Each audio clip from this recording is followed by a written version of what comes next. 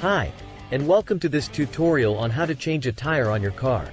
Whether you're a seasoned driver or a beginner, it's important to know how to change a tire in case of an emergency. In this tutorial, I'm going to guide you through the steps involved in changing a tire. First things first, safety is paramount. Before changing a tire, make sure you find a flat surface away from traffic, and turn on your hazard lights. This is to alert other drivers that you are changing your tire and to proceed with caution. Next, locate the tools you will need to change the tire. These include a spare tire, a jack, and a lug wrench. The lug wrench is used to loosen and tighten the lug nuts that secure the tire to the car. Once you have your tools, start by using the lug wrench to loosen the lug nuts on the tire you need to change. It's important to do this before jacking up the car, as the weight of the car will make it difficult to loosen the nuts. Turn the wrench counterclockwise to loosen each nut, but don't remove them completely yet.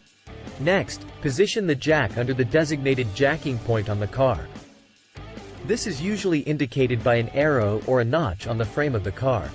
Use the jack to lift the car until the flat tire is about 6 inches off the ground.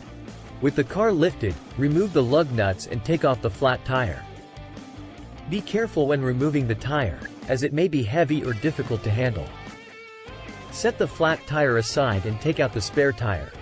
Position the spare tire on the hub and hand tighten the lug nuts. Use the lug wrench to tighten the nuts as much as you can, but don't over-tighten them.